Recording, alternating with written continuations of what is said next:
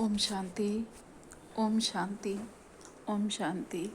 हम सभी अपने आत्मिक स्वरूप में स्थित होकर बहुत ही ध्यान से और एकाग्रता से अपने परमपिता परमात्मा के महावाक्यों को सुनेंगे और स्वयं में धारण करेंगे। आज 23 जुलाई 2024 की बाबा की साकार वाणी है। बाबा कहते हैं, मीठे बच्चे, तुम्हें टाइम पर अपने घर वापस जाना है, इसलिए याद की रफ्तार को बढ़ाओ। इस दुख धाम को भूल शांति धाम और सुख धाम को याद करो। आज का प्रश्न है, कौन सा एक गुह्यराज तुम मनुष्यों को सुनाओ तो उनकी बुद्धि में हलचल मच जाएगी। उत्तर में बाबा कहते हैं, उन्हें गुह्यराज सुनाओ कि आत्मा इतनी छोटी बिंदु है, उसमें फॉर एवर का पार्ट भरा हुआ है। बाबा कहते हैं कि मनुष्यों को सुनाओ कि आत्मा इतनी छोटी सी बिंदी जैसी है, लेकिन उसमें सदा काल का आदि मध्य अंत का फॉर एवर का पार्ट भरा हुआ है, जो पार्ट बजाती ही रहती है। ये आत्मा सदा जन बाई जन पार्ट बजाती ही रहती है, कभी थकती नहीं। मोक्ष किसी को मिल नहीं सकता।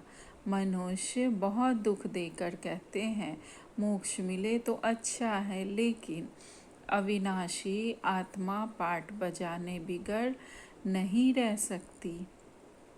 इस बात को सुनकर उनके अंदर हलचल मच जाएगी। बाबा कहते हैं कि मनुष्य जो चाहते हैं कि उन्हें मोक्ष मिले तो अच्छा है, तो बाबा कहते हैं इस आत्मा को जिसमें अविनाशी पार्ट भरा हुआ है, यह पार्ट बजाने बिगर नहीं रह सकती है। यह सदा किसी न किसी पार्ट में रहती ही है। तो बाबा कहते हैं कि मोक्ष किसी को नहीं मिल सकता। मनुष्य को जब बहुत दुख परेशानी आती है तो कहते हैं कि मोक्ष मिल जाए तो अच्छा है। उसके लिए कहाँ कहाँ किस किस साधु संत के पास भटकते रहते हैं। तो बाबा कहते हैं कि ये ज्ञान अगर उन्हें समझाओगे तो उनके अंदर हलचल मच जाएगी। ओम शांति। मीठे मीठे रूहानी बच्चों को बाप समझाते हैं। यहाँ तो है रूहानी बच्चे, बाप रोज रोज समझाते हैं बरोबर इस दुनिया में गरीबों को कितना दुख है। अभी यह फ्लड्स आदि होती है तो गरीबों को दुख होता है, उनके सामान आदि का क्या हाल हो जाता है। दुख तो होता है ना, अपार दुख है। साहूकारों को सुख है, परंतु वह भी अल्पकाल के लिए। बाबा कहते हैं जब बारिश जैसी या सूखा पड़ता है, किसी भी तरह की परेशानी आती है तो गरीब लोग कितने परेशान हो जाते हैं, कितने दुखी होते हैं। और साहूकार को भले सुख है, उनके पास धन वैभव आदि है, लेकिन वह भी है अल्पकाल के लिए। बाबा कहते हैं साहूकार भी बीमार पड़ते हैं, मृत्यु भी बहुत होती है। आज फलाना मरा, आज यह हुआ। आज प्रेसिडेंट है, कल गद्दी छोड़नी पड़ती है, घेराव कर उनको उतार देते हैं। यह भी कितना दुख होता है। बाबा ने कहा है दुखों की भी लिस्ट निकालो, किस किस प्रकार के दुख हैं इस दुख धाम में। तुम बच्चे सुखधाम को भी जानते हो, दुनिया कुछ भी नहीं जानती। बाबा कहते हैं इस दुनिया में कितने दुख हैं। कुछ दिन पहले बाबा ने कहा था ना कि अगर दुखों की लिस्ट निकालोगे तो 100 से भी अधिक लिस्ट निकलेगी। तो बाबा कहते हैं कि इस दुनिया में कितने दुख हैं, भिन्न भिन्न प्रकार के दुख ही दुख हैं। और सुखधाम में तो दुख शब्द को भी कोई नहीं जानते।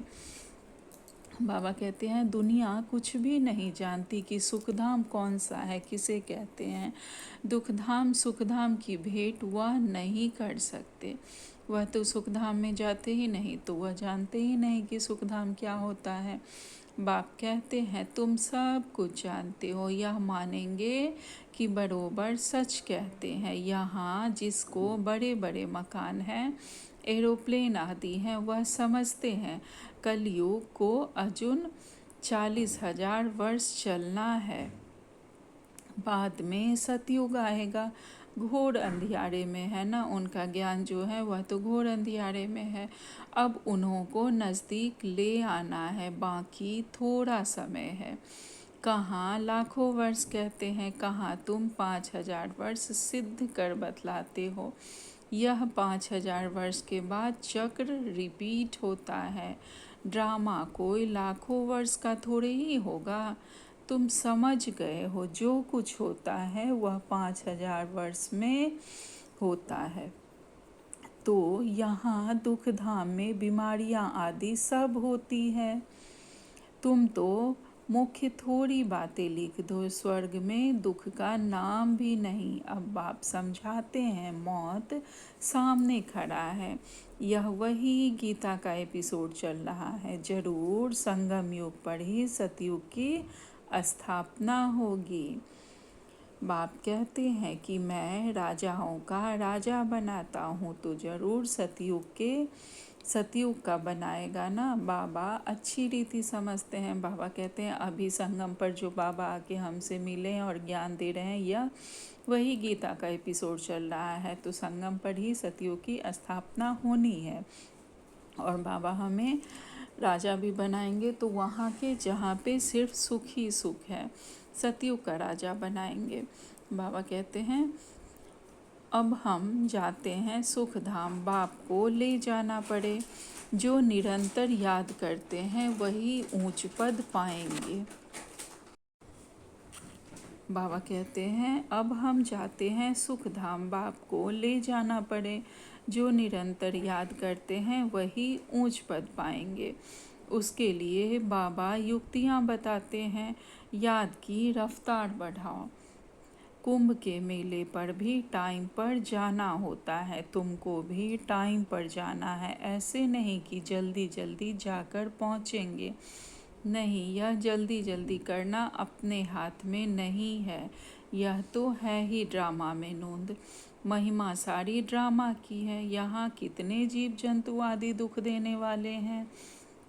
कितने मच्छर मक्खियाँ होते हैं जो दुख देते हैं। बाबा कहते हैं कि अब हमारा सुख धाम में जाने का समय आ गया है, तो हमें अपने पुरुषार्थ को जल्दी जल्दी आगे बढ़ाना है। यहाँ ऐसा नहीं है कि कहीं पीछे भी अगर हम लोग चले जाते हैं, कहीं कुंभ पे जाना रहता है या किसी तीर्थ पे जाना रहता है, तो पीछे भी टिकट लेके और उसके बाद जल्दी से कोई ट्रेन से जा रहे हैं तो कोई फ़्लाइट से तुरंत में पहुंच जाते हैं। बाबा कहते हैं यहाँ ऐसा नहीं है। टाइम पर भी पहुंचना है, लेकिन ऐसे नहीं कि जल्दी जल्दी पहुंच जाएंगे। यह हमारे हाथ में नहीं है। जब तक हम सही से पुरुषार्थ नहीं करेंगे, धारणा पे नहीं चलेंगे, बाबा की श्रीमत पर नहीं चलेंगे, तब तक हम वहाँ नहीं पहुँच सकते। बाबा कहते हैं यहाँ कितने सारे जीव जंतु हैं जो कितने कष्ट देते हैं, कितने दुख देते हैं। यहाँ मनुष्य से लेके जीव जंतु तक सब दुख देने वाले हैं, प्रकृति भी।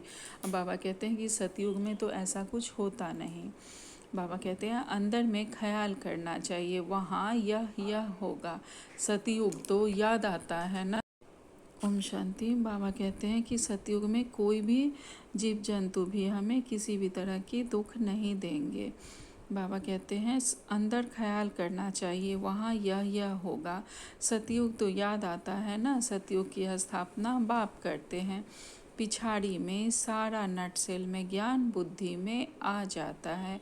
जैसे बीज कितना छोटा, झाड़ कितना बड़ा होता है, वह तो जड़ चीज़ें, यह है चैतन्य।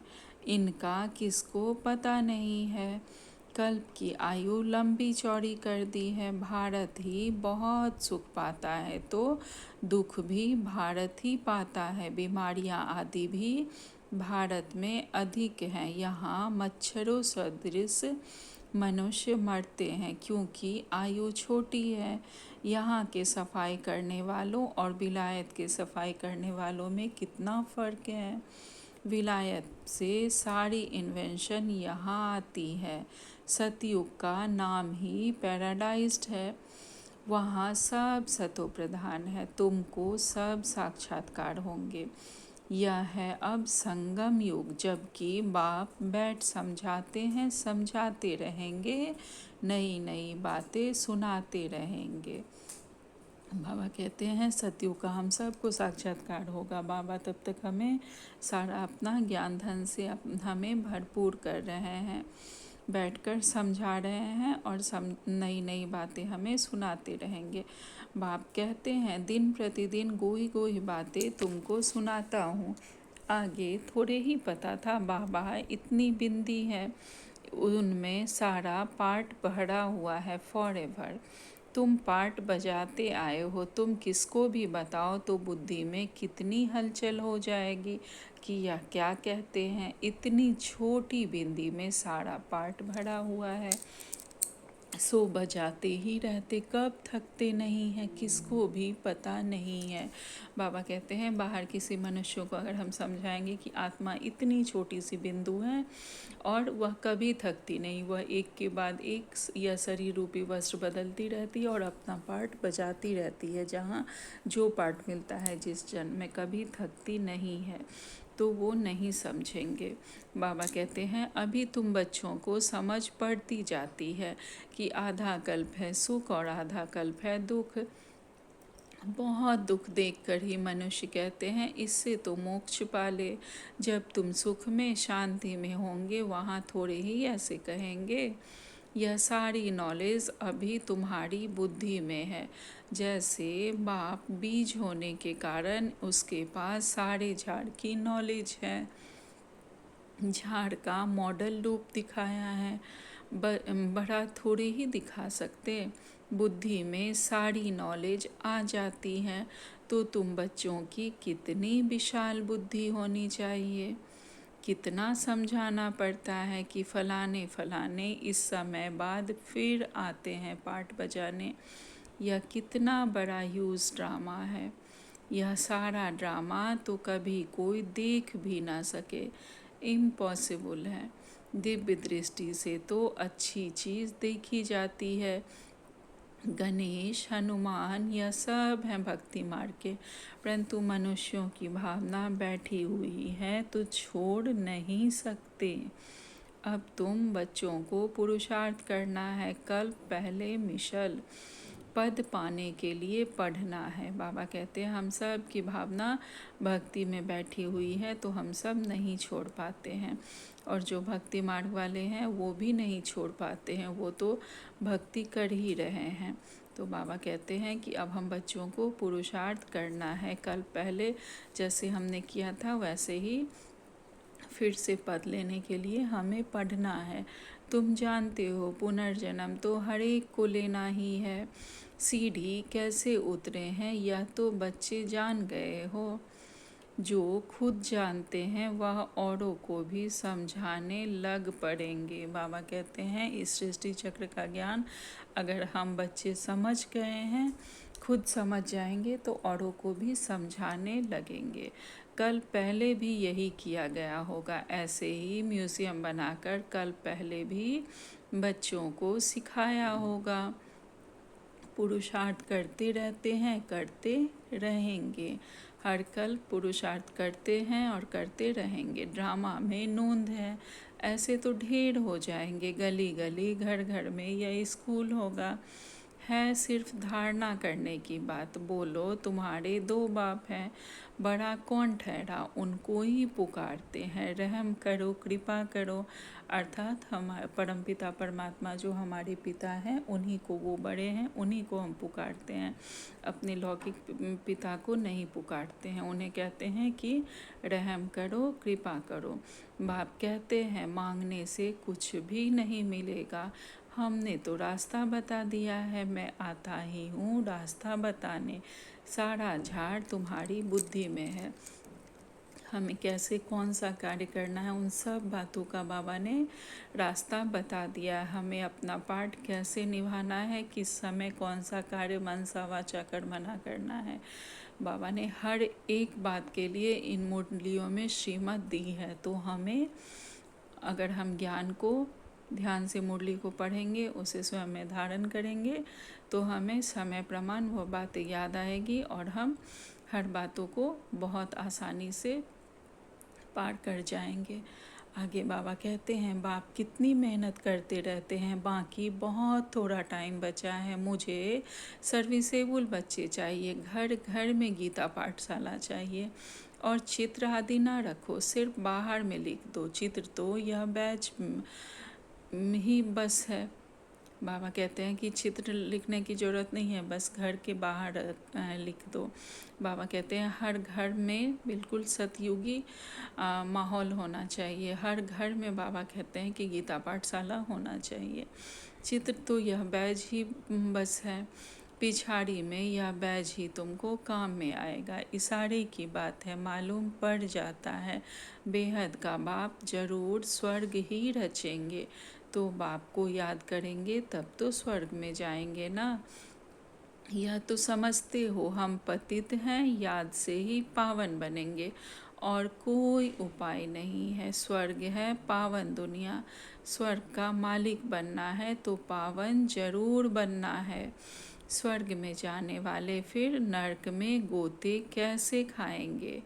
इसलिए कहा जाता है मन मनाभव, अर्थात जो यह नर्क के संस्कार हैं, जो बातें होती हैं, उसमें हमें गोते नहीं खाना है, बल्कि हमें अपने अंदर उतरना है, अंतर्मुखी होकर रहना है और सदा मन मनाभव में रहना है। अंदर ही अंदर बाबा को याद करते रहना है, कर्मयोगी अवस्था बनानी है, फरिश्ता स्वरूप का अभ्यास करना है कर्म करते। जैसे बाबा ने इस बार की अव्यक्त मुरली में कहा है, बेहद के बाप को याद करो तो अंतमति सो गति होगी। अंत समय जो याद आएगा वही हमारी गति होगी, उसी अनुरूप हमारी गति होगी। स्वर्ग में जाने वाले विकार में थोड़े ही जाएंगे, भक्त लोग इतना विकार में नहीं जाते। सन्यासी भी ऐसे नहीं कहेंगे पवित्र बनो, क्योंकि खुद ही शादियां कराते हैं। वे गृहस्थियों को कहेंगे मास मास में विकार में जाओ। ब्रह्मचारियों को ऐसे नहीं कहेंगे कि तुम्हें शादी नहीं करना है। तुम्हारे पास गंधर्वी विवाह करते हैं, फिर भी दूसरे दिन खेल खलास कर देते हैं। माया बहुत खसिस करती है, तो भी पवित्र बनने का पुरुषार्थ इस समय ही होता है। फिर है प्रारब्ध, वहाँ तो रावण राज्य ही नहीं, क्रिमिनल ख्यालात ही नहीं होती। क्रिमिनल रावण बनाता है, सिविल शिव बाबा बनाते हैं। यह भी याद करना पड़ता है। घर घर में क्लास होगा तो सब समझाने वाले बन पड़ेंगे। घर घर में गीता पाठशाला बनाए, घर वालों को सुधारना है। ऐसे वृद्धि होती रहेगी। साधारण और गरीब वह जैसे हम जींस ठहरे। बड़े बड़े आदमियों को छोटे छोटे आदमियों के सत्संग में जाने में भी लज्जा आएगी, क्योंकि सुना है ना, जादू है भाई बहन बनाती है। अरे यह तो अच्छा है ना, गृहस्थी में कितने झंझट होते हैं, फिर कितना दुखी होते हैं। यह है ही दुख की दुनिया, अपार दुख है, फिर वहाँ सुख भी अपार है। तुम कोशिश करो लिस्ट बनाने की, 25-30 मुख्य दुख की बातें निकालो। बेहद के बाप से वर्षा पाने के लिए कितना पुरुषार्थ करना चाहिए। बाप इस रथ द्वारा हमको समझाते हैं। यह दादा भी स्टूडेंट है, देहधारी सब स्टूडेंट है। टीचर पढ़ाने वाला है विदेही, बाकी टीचर से जो सब हम बच्चे पढ़ रहे हैं सब देहधारी है। ब्रह्मा बाबा भी देहधारी, वो भी स्टूडेंट है, तो हम सब बच्चे भी स्टूडेंट हैं, देहधारी हैं। तुमको भी विदेही बनाते हैं। बाबा भी हमें हमारे विदेही स्वरूप की स्मृति कराते हैं, बताते हैं कि हम सब यह शरीर नहीं बल्कि आत्मा है।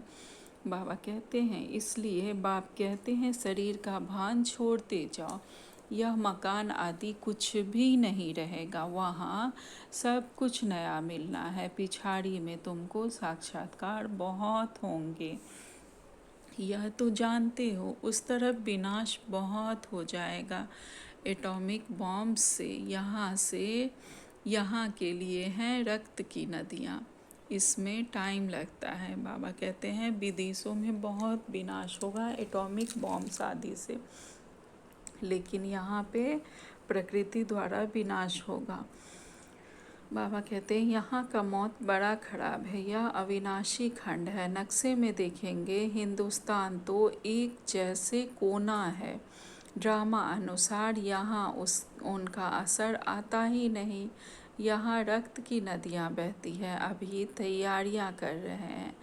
हो सकता है पिछाड़ी में इनको बॉम्ब्स भी लोन देंगे, अर्थात भारत को भी कहीं हो सकता है कि देंगे। बाकी वह बॉम्ब्स जो फेंकने से ही दुनिया ख़त्म हो जाए, वह थोड़े ही लोन पे देंगे, हल्की क्वालिटी के देंगे। बाबा कहते हैं कि कोई भारी भरकम परमाणु बॉम्ब आदि नहीं देंगे, कोई जो छोटे मोटे होंगे वो देंगे, इसलिए भारत का विनाश नहीं होगा। बाबा कहते हैं काम की चीज़ें थोड़े ही किसको दी जाती है, विनाश तो कल पहले मिशल ही हो जाना है।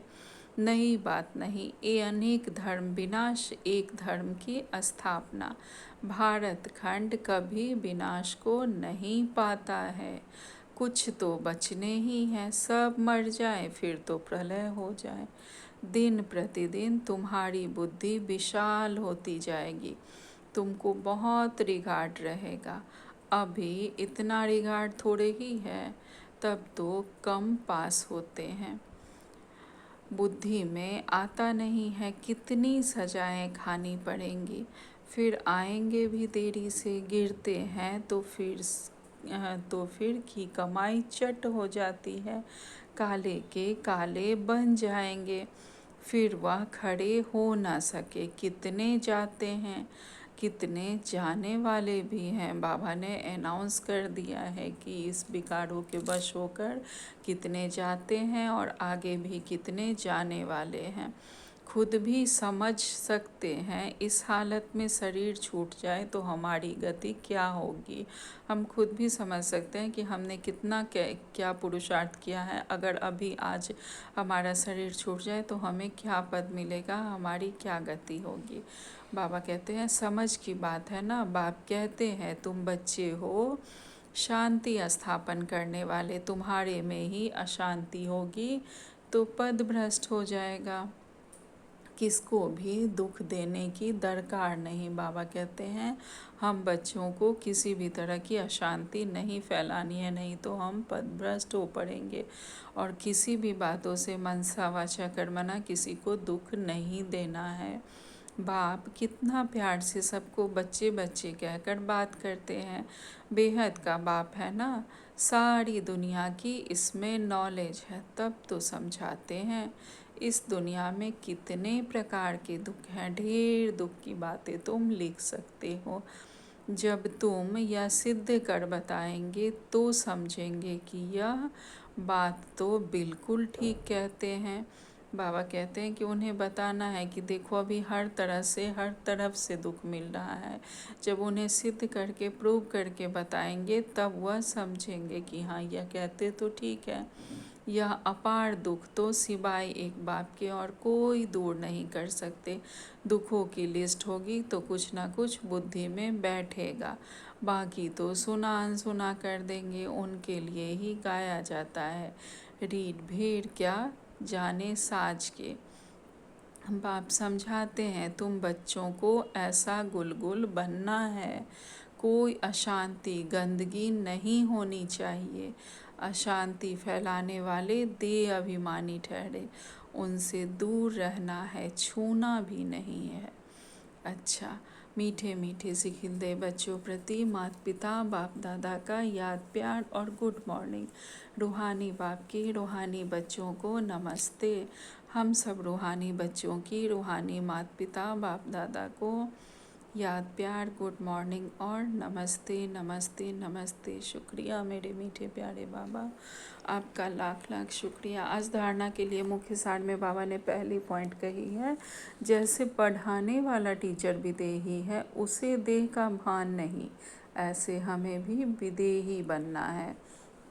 शरीर का भान छोड़ते जाना है, क्रिमिनल आई को बदलकर सिविल आई बनानी है। चेक करना है हमारे में किसी तरह का विकार तो नहीं है, हमारी आंखें क्रिमिनल तो नहीं हैं। अगर कुछ भी अंश लगे तो उसे बदलकर हमें अधिक से अधिक पुरुषार्थ कर सिविल आई बनानी है। दूसरी पॉइंट में बाबा ने कहा है हमें अपनी बुद्धि को बहुत विशाल बनाना है सजाओं से छूटने के लिए।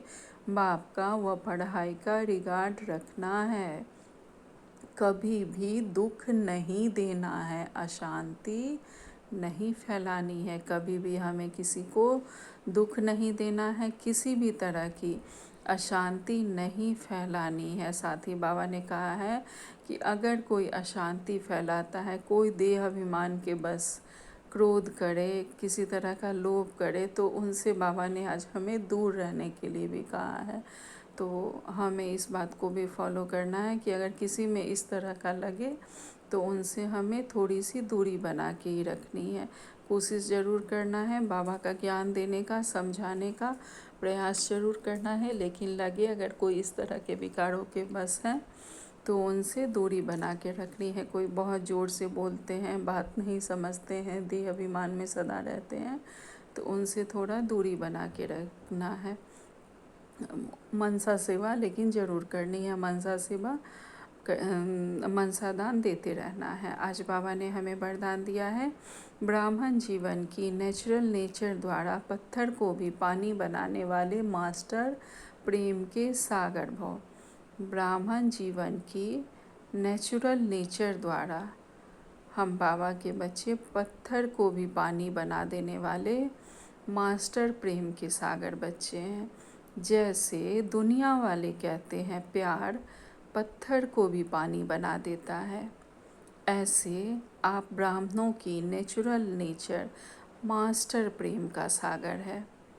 हम ब्राह्मण बच्चों का नेचर नेचुरली हम प्रेम से भरपूर हैं। हम आत्माओं का 7 गुण में एक गुण प्रेम का भी है, तो नेचुरली हमारे में यह गुण भरा हुआ है।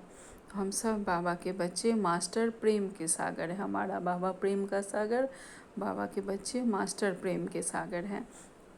हम आपके पास आत्मिक प्यार, परमात्म प्यार की ऐसी शक्ति है जिससे भिन्न भिन्न नेचर को परिवर्तन कर सकते हैं। बाबा कहते हैं हम बच्चों के पास आत्मिक प्रेम, किसी को भी आत्मिक दृष्टि से देखकर आत्मिक प्रेम अर्थात भाई भाई का प्रेम, चाहे कोई कैसी भी आत्मा हो जो अशांति फैला रही है, देह अभिमान में है, उनके प्रति भी कि हमें इस नज़र से देखना है कि वह हमारा आत्मिक भाई है। उस नेचर से, उस दृष्टि से अगर हम देखेंगे तो उसके प्रति हमें बहुत प्यार आएगा। और बाबा का प्यार ऐसी शक्ति है जिससे हम चाहे कैसी भी नेचर की आत्मा हो उसे परिवर्तन कर सकते हैं। मास्टर प्रेम का सागर के स्वरूप में स्थित होकर अगर हम उन्हें मनसा दान देंगे, भले ही वो हमारी बातें नहीं सुन रहे हैं, समझ रहे हैं, तो ज़रूर बाबा की शक्तियों द्वारा उनमें परिवर्तन होगा। तो बाबा कहते हैं जैसे प्यार के सागर ने अपने प्यार